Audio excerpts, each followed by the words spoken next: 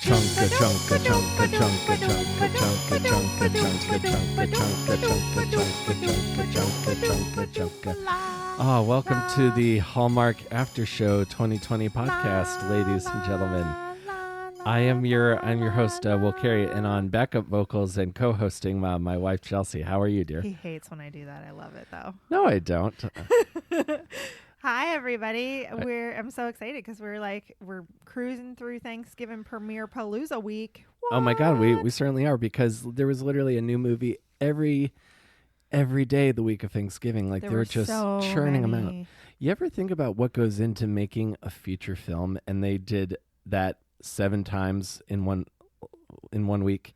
Yeah, but crazy. not just any feature film. It's a made-for-TV feature film. So I feel like it's got like slightly less locations and slightly fewer actors. But still, yes, I agree. It's like 2 hours of footage. Yeah. I would imagine. So and today's film, kind of a tricky one. Lots of things that you think. So many things happening in this one. Lots of things that you think are happening are not, and the title itself, and as well as where the film is located, quite contrary to what actually happens. But we also have, in keeping with the woke Hallmark tradition, we have our first film that has our two leads are people of color. Yeah, it was really exciting. I should also mention to our listeners that Will and I are enjoying some very badly needed bubble tea, and he told me I couldn't chew on air, so I'm like dodging chewing. But I'll wait till the end of the show. It's only 30 minutes. Yeah, exactly. We're not sponsored, but if there's a Tiger Sugar bubble tea place near you, it's delicious. Go there. It is spectacular. It's gonna bring you so much joy. Yeah, so this might be a shorter episode, so we enjoy this bubble tea. No, we're kidding. No, if you like to enjoy beverages while you listen to us, adult or not adult, please let us know, because we like to hear from our listeners. Exactly. We want to know what you guys enjoy while you're cozying up for some made for TV Hallmark Christmas movies. That, or to listen to us or talk about them. Exactly. I like to imagine people put on robes and like candles to listen to us talk. I like to imagine that like that's what you do for the movie, and then when you listen to us, you're either listening to us like in the shower while you're away from your toddler that's been bothering you all day, or maybe you're like doing shots every time we say Christmas. So for those doing that, Christmas. Yeah, don't play that. I don't advise you play that drinking game, because you could end up dead. There's a lot of Christmas, and especially with today's film, A Christmas Tree Grows in Colorado, directed by Jason Bork. And it stars Mark Taylor as Kevin Snyder. He's one of our leads. And then our other lead, Rochelle, last name is Ayts. I always spell out last names that I know I have no hope of pronouncing right. She plays Erin. Yes. Now, and just to go over the synopsis real quick, Erin is planning the town's Christmas celebration and must win over Kevin in order to get his spruce tree for the celebration. Now, right off the bat, I have some thoughts about the title, because when you hear A Christmas Tree Grows in Colorado is very similar to the book A Tree Grows in Brooklyn, and they wink, wink, nudge, nudge that, because this movie takes place in the fictional town of Brooklyn, Colorado. Oh, I just got that connection. Thanks, Will. You're welcome, It's been like sweetie. 2 weeks since the movie aired, but and I'm from Brooklyn. You are Brooklyn, born and raised. You are born and raised. Technically, I was born in Manhattan, but I was really born and raised in Brooklyn. And that's where you I came live up in on the streets. Queens. Ooh. Yeah, it's a big deal But for you. unlike my husband Will, I am ready for the high crime 1970s era New York that is screeching our way. So, I mean, I did go to movie. college in Baltimore, so I know my fair bit of high crime. I don't know. The Wire versus like 70s taxi cab New York. Oh, like Taxi Driver New York? Thank you. Yes. Yeah. Yeah. Well, because Taxi, the TV show, that makes 70s New York look kind of fun. Where compared to Taxi Driver, where it's just like, but back to this adorable movie, which I actually kind of liked in principle. I'm just gonna like zip through the plot because I want to get to like the like preemption, which is part of this. But eminent domain. But Yeah, that's a big The topic today. plot is local fireman who's a single dad of an adopted, adorable kiddo, little girl. I can't remember her name, but she was a sweetheart of a kid. And he has moved to I think back to this town. Like it's the town that he grew up in, but like wasn't there before. He works for the volunteer, well, not volunteer, but he works for the fire department. It's clear they have a shoestring budget. Very, very handsome. There's a big bone of contention because the mayor doesn't want to give the fire department the funding it needs. Well, yes, the mayor is like on a shoestring budget and like cuts. Well, he doesn't cut funding to the fire department. He just doesn't approve like extra funding, extra new funding. So presumably they can still like, make sure the town doesn't burn down. Also, it's a tiny town. How much need could their fire department have? I mean, you would be surprised in a town that claims that Christmas is like their selling point. I imagine they need a fire department because more fires occur at Christmas than any other time, I think. As our tree is lit in the other room. And how coincidental that the mayor is dealing with some budget issues for the fire department, that our co-lead is the mayor's daughter, who also works in local politics, but she's not too wild on it though. No, she like wanted to be a teacher, but whatever. I'm gonna let that one go because we all do things in our lives that aren't what we set out to. Exactly. And this big Christmas festival is like saving the town, right? Well, they're I guess clearly the town is in some sort of financial trouble, and they accredit that to the fact that there aren't enough tourists coming, which a lot of local economies do. New York is doing the same thing right now. I mean, most places thrive on tourism, right? And so they think if they can make this like the best Christmas ever, that people will come to this town just all the time. But I thought people were already doing that. But more or less, if I they was... need more tourists. I mean, more or less, if I was not saying like I would be as good a mayor of a small town as like Mayor Pete or what have you, but I would always make sure that Isn't he going to be ambassador to China now? And he doesn't speak Chinese? It's like the one language. It's like the one language he can't speak. But I would always make sure that the people who are going to show up if my house is burning down have what they need. Yeah. That's what I'm always going to do. And somehow the Christmas festival that's going to keep the town's economy thriving is centered around a giant Christmas tree that is decorated every year, but they don't have the tree. Well, no, they do. At the beginning of the film. They're looking for the right tree. Similar to how we look for the Rockefeller tree, and this year it looks a little scraggly. And then like we just put some branches on. Apparently this happens every year and no one noticed except for this year because we're really like into Christmas being perfect because this year's been shit. But except we got married, which was great. So I don't want to deny that 2020 didn't have its bright spots. It did. But they were few and far between. Also, indoor dining is closing Monday. Anyway, back to the podcast and why you all tune in. Sorry for all the asides, folks. But so the young woman who's the daughter of the mayor is at a friend's house, and she spots this like gorgeous tree in the yard across the street. And she asks her friend, like, who lives there? I want that tree, basically.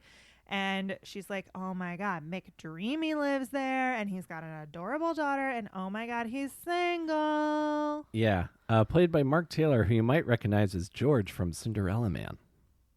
Oh. Yeah, that Russell Crowe boxing movie. Yeah. So she sees this house, and so of course the friend is super excited for, and like literally shoves her into his arms. Yeah, just shoves her. That's how it works. I just want to know, like, out there, if there's anyone who had a friend who was like, you go talk to this human, and then like you ended up happily ever after. If there's a listener like that out there, please tell us your story because we need some joy. I mean, that's like a big part of pop culture, but that has not really happened to me. There's never been a case where I've been at like a show and someone's like, oh, you should go talk to that girl. You guys would be good together. But it's not even that. It's like a physical shoving into the other human's arms, and then it's just they put hands on and they went. Phew. Yeah, and it's like you're both single, therefore you'll hit it off. There's just an assumption that happens in all these Hallmark movies, right? And even if you're not single, they're like, but he likes you. Yeah, that comes up in some other films. So she goes over to the house. I don't know if the friend shoves her or not, but I vaguely remember some shoving happening. And she's like, I need your tree. And he's like, I just moved here biatch, don't touch my tree. Yeah, so she's like, and she plays it up like it's this great honor, like your tree has been chosen to be the center of the town festival. And he was like, I'm not interested. Also, I don't like your dad because he's cutting funding for the fire department. Well, I don't think he knows. Sorry for the chewing. I'm going to have to edit that now. No, you don't. It's amazing. Our viewers are going to, our listeners are going to love it. Yeah, you still haven't figured out that this is an audio medium. It is. It's okay. You have 3 Emmys. I understand. It's fine. Casual Emmys, whatever. Yeah. In live television production. Anyway, back to this Humble brag. not so live audio production. And then she's all like, "Oh no! Why won't you give us the tree?" Yeah, and he's like, "Because you won't fund the fire department." And he's like a principled man. You ever meet like those proud men who are like not proud boys, to be clear? Yeah. I don't want this podcast getting blocked. Well, proud. Well, proud's not the word we're looking for. Principled, principled. Like, but no, they're like proud men who like aren't going to waver, and it's like they do things the way they do things because that's the way they're done. Yeah, I believe some people call them principled and some people call them stubborn, depending on what side. Stoic might be the right word. Stoic is like you're standing there like, and I mean, he's doing that too. Well, he can be stoic and principled. He's probably stoic and principled. He's probably got some stoic principles. I would describe your dad, Will, as like a proud man who he, like he's been digging the earth the way the earth has been dug and farmed and killed and hunted for generations. And like you make it sound like my dad's like a hunter-gatherer. Like he's totally a caveman. is. He totally is. He's like living off the grid almost, except now he has a battery, but whatever. Well, he's off the grid except for his stove, but that's neither here nor there. And then so this and the electricity for the house. But anyway. Yeah, but then he gets more involved in the planning of this event because he knows all of the fire code and safety violations that their staging is already breaking. Yeah, I'll be honest. My memory's a little fuzzy on how he gets to be that, but my understanding is he volunteers to help because he likes her. Yeah, but and if he can have a meeting with the mayor to discuss the budget, and if she doesn't bring up the tree anymore, which she of course does frequently. Like he said no to the tree, and then she just kept hammering. Yeah, I mean, she kept hammering about the tree. She also took him to look at other trees, which were clearly not as nice. Also, let me remind folks out there, a tree is a living, breathing thing, and you just want to chop it down for a month for joy. That's just kind of cruel.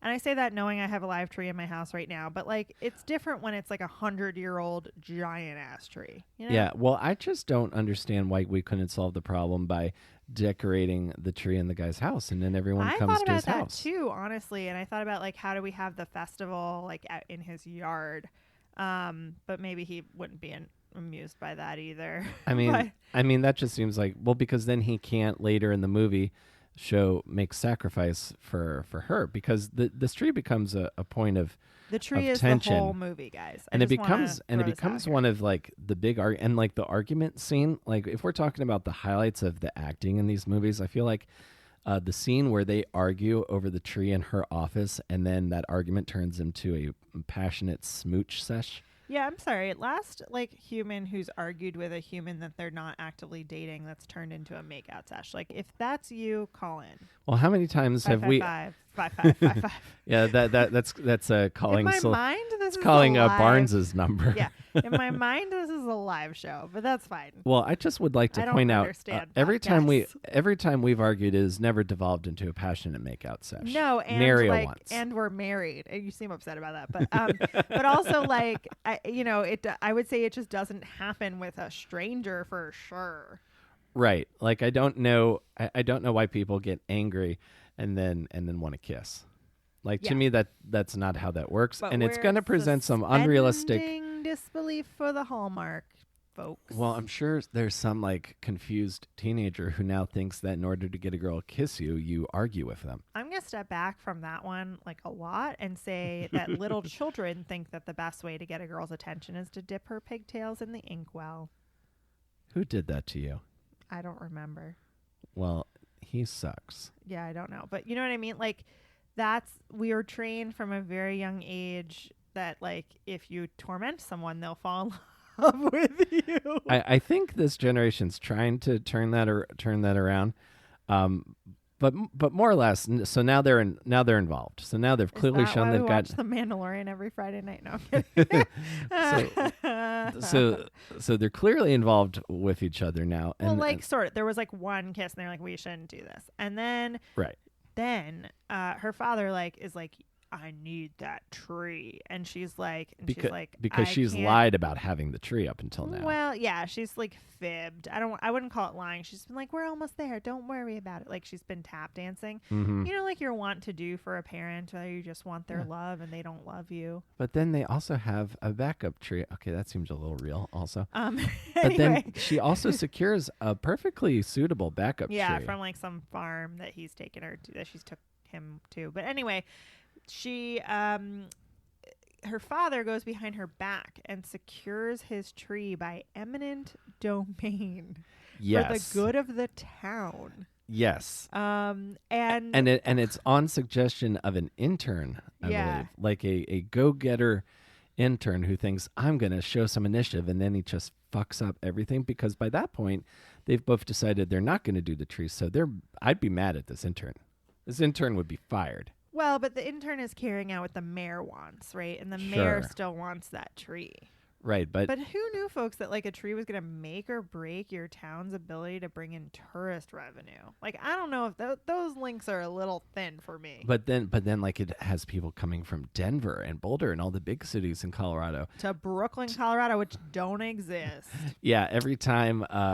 It's always weird to me because there's a neighborhood in Baltimore called Brooklyn, and that it always gives me cognitive dissonance when I see, like, that's pretty well known. It would be like if I was to start a lemonade stand called Microsoft. Yeah, it's like, why my child will be named Brooklyn and they'll grow up in Queens. Don't name our child Brooklyn. Hilarious. That's a stripper name. No, it's not. It definitely I have a friend with the child's name Brooklyn, and so if she is listening, I apologize on my husband's behalf. Brooklyn's an adorable name, and you're from our hometown, and your kid can be named Brooklyn, especially because you don't live here anymore, so that sort of helps too. Okay, that's fine. But yeah, I mean, it would be awkward if like we raised a child named Brooklyn and they show up to high school and they're just like, also because we live Connor, in also because we live in Queens. Yeah, and they're like, where are you from? Queens. Like she'd have to be born in Brooklyn to make that work. It's a little bizarre unless we name them like, oh man, do you think they'll name like a child like after neighborhoods in Queens? Because there's a neighborhood in Queens called Corona. I mean, my name's Chelsea, so I'm just gonna let you get the little gears and the mouse in your head turn and then think about it. I mean, and I'm from New York and I was born in Chelsea. I know there's a neighborhood in Chelsea. Actually, it was really great. The other day I was doing some last minute holiday shopping, and all these stores are not so crowded right now, so I highly encourage you to go out and shop wherever you live and socially distance, but really support local retailers. But in all of the stores, they have like rewards programs, and I'm sure I'm a member of them, or I'm sure I was too busy to sign up and I wasn't. But they all are like, they have quotas to meet, and I work for the Retail Workers Union, and I'm there, I'm supporting, Yep. And filling out, rewards memberships and all kinds of things. And all of these stores were actually in Chelsea. Right. So they'd be like, first time, like Chelsea, and they'd always look at me like confused, but then they'd ask like the normal spelling. I'm like, yeah, like the neighborhood that we're currently in, that spelling. Yeah. There's also a soccer team in England. Yeah, I mean, that works abroad. Like whenever I'm traveling most to South America, I can just be like siempre de equipo de fútbol, like the same as the football team. And that registers like gangbusters at any Starbucks south of Mexico. But I'm probably in Mexico too. I just haven't been there since I was a kid. But right. But in any event, back to this. So Sorry, everybody. The mayor seizes this guy's tree by eminent domain. Now, first of all, I feel like this would definitely get like the militia types riled up, because the idea that the government could just take your land because they need it. Yeah, I mean, they totally can. The governor seized the land that my office is on. Right. So, I mean, eminent domain is for the greater good, and that is true, but I don't know that a tree is for the greater good. Now, you want to put a highway. For the better good of Brooklyn, Colorado. I guess like for in the temporary, right? Like In the I think immediate, I feel yeah. like eminent domain should really be used for like a long-term greater good project, like a major highway or a redevelopment of an area of Sure. a city that needs, a massive undertaking. Those types of things to create public space, to create public art and public works and Yeah. all those things. Or in the case of But the U.S. government, there was a family called Loops whose farm was seized to build the border wall. whoa. Yeah. See, I don't like when this podcast takes dark turns because this podcast is about bringing joy to well, our here's listeners. the joyful turn is that we learn that this gentleman's tree, and it's pretty tense by this point because Aaron is Yeah, he's, bonded like, with called her. with his adopted child. Right. There's a lot going She's on. become the adopted baby mama. And then also, so like he calls her and is like, WTF, how could you do this? And she's like, I didn't do this. Well, she doesn't say that to him, which is weird. I thought she should have. She wasn't aware. So there's she wasn't a big aware, but she doesn't tell him that. Like she pauses and is like, because we need to set up for her to make the call claim. her dad. Yeah, so there's conflict there, and then they make the claim that the tree actually has historical significance, so they can't chop it down. Right. And she calls the like chopper dude. Yeah, they're literally revving up the chainsaw, and then what the are guys those people call felters. They fell trees. lumberjacks. Oh, right. Lumberjacks. She calls the lumberjack who's got the gears are going on that chainsaw. And Will and I saw a chainsaw in action today. Those things are sweet. Yeah, they're pretty awesome. Pretty awesome. Pretty awesome. It chopped the trunk of our tree off. But anyway, she calls to stop it. But I guess by this point, he's like had to come to Jesus and he's fine with the tree going down. Yeah, he's had a moment where he thinks about the greater good of the town. And then they chop the tree down, which I feel like there's maybe 3 or 4 different ways around this having to happen this way. But she thinks that the tree got chopped because she didn't like call in time, but that's not what happened. Right.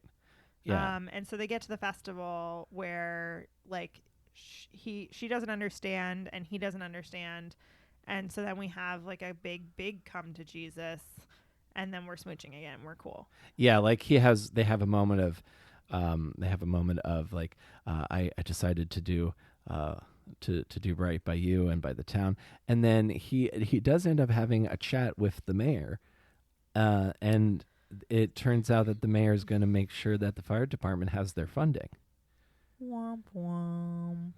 Shocker. Right. So tree for funding. Yeah, there's some quid That's pro what we quo call, going on. or pay to play. Yeah, we got to impeach this fictional mayor now. Yeah, this fictional mayor is pretty sleazy for a tiny town, I gotta say. Let me tell you. But then we also have because the mayor wants his daughter to eventually be the mayor, and she's like, because that's how that I'm not works. gonna.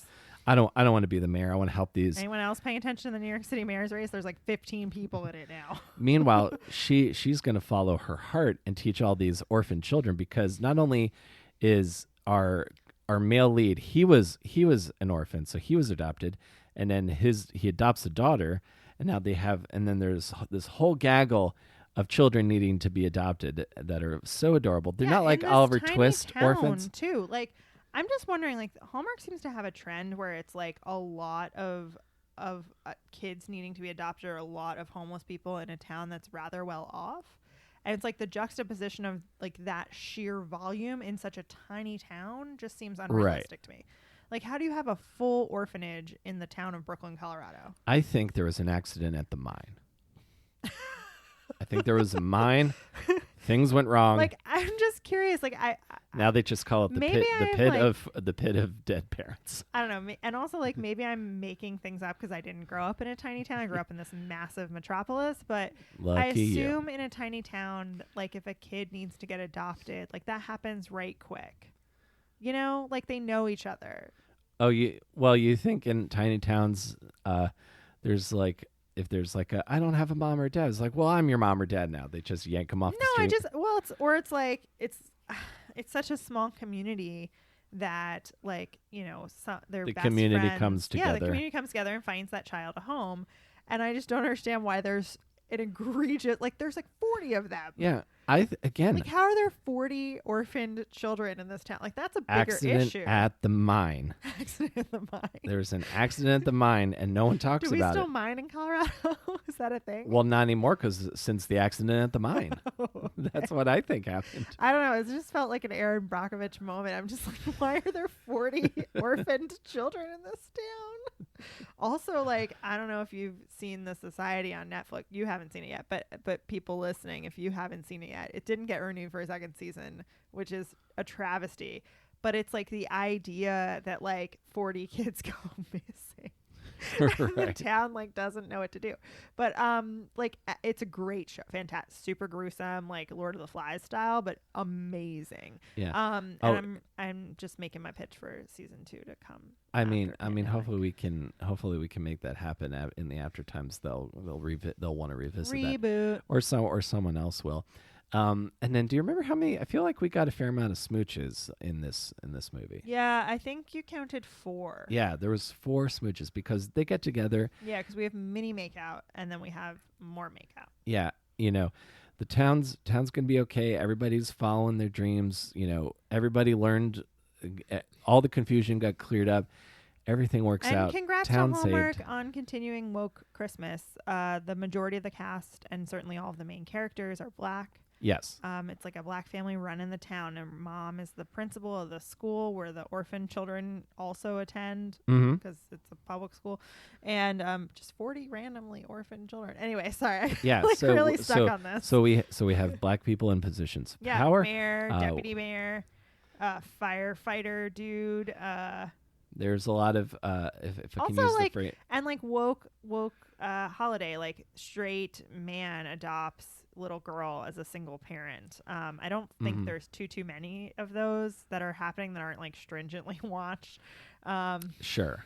But I like just woke Christmas continue. But I guess he was an orphan himself, and so like wanting to bring that home. Orphan's probably not a PC word anymore. We could just say parentless child.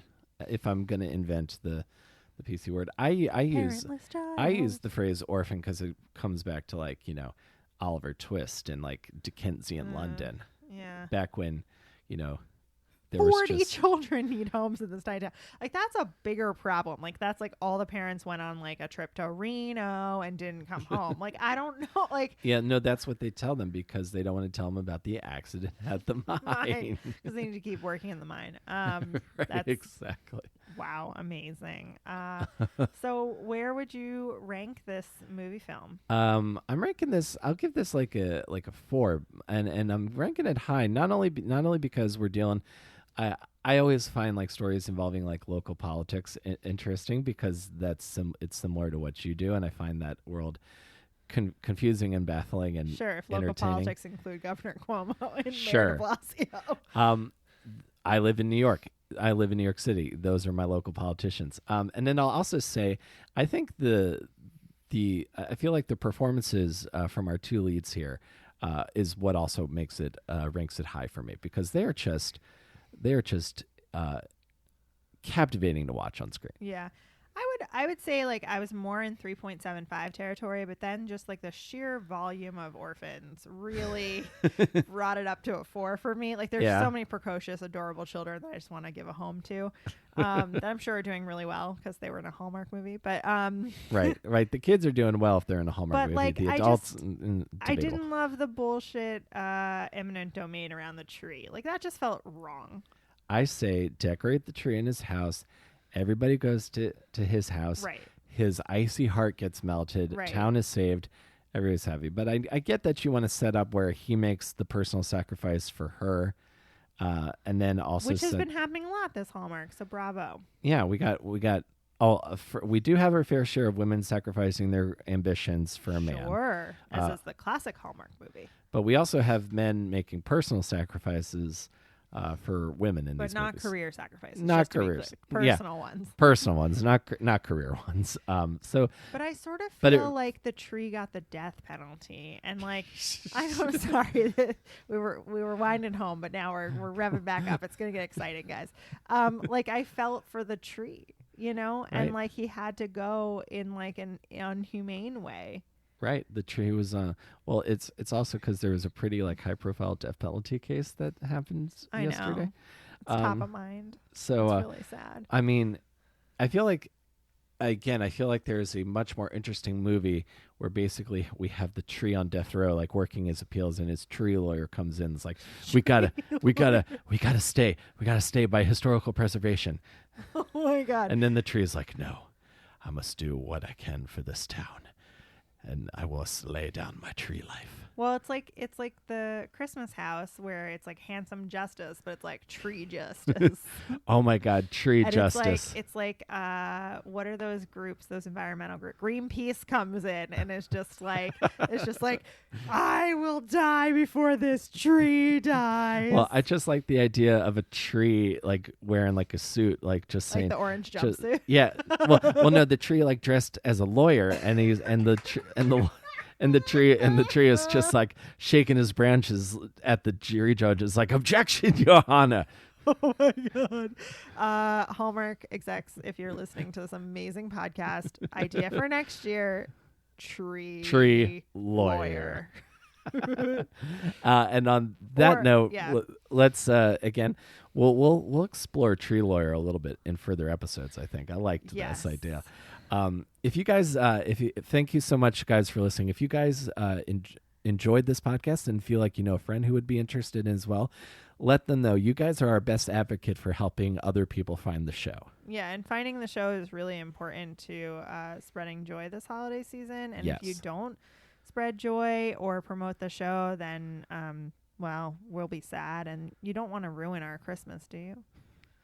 Please don't. Yeah, and the way you can do that is you can not sponsored by Tiger Sugar Tea. Right.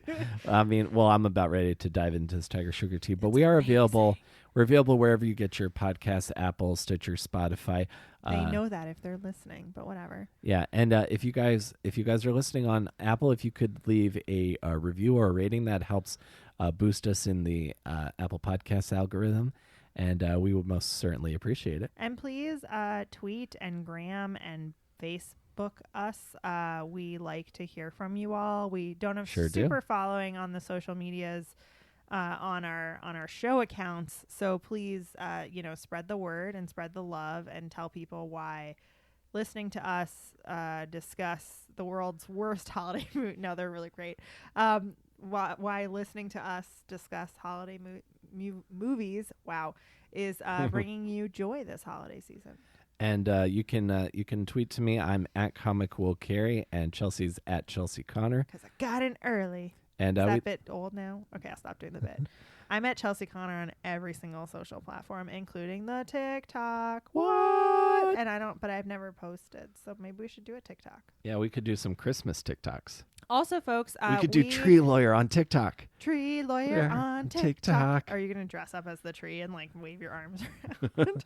Might have to. Do you still have those branches? I threw them away. We just put up our tree today, so if you put up your tree and you want to share some holiday spirit, we would love to highlight your beautiful tree. Yes, if you have a picture of your Christmas tree, tweet it to us. Tweet us at Hallmark Pod. And we will talk to you guys again soon. And for those celebrating Hanukkah, happy. It'll be the third night if by the time this is released. So happy Hanukkah as well. He says that like a Gentile still.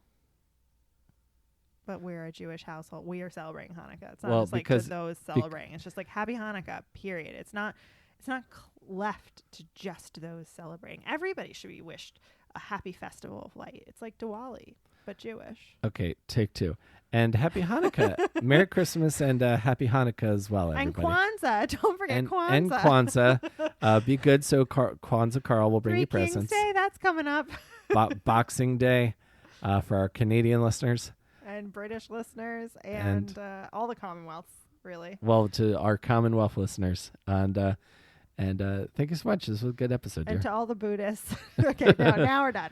Okay, ready? Ready. La la la la la la la la la la la la la la la la. Chunka chunka chunka chunka chunka chunka chunka chunka chunka chunka chunka chunka.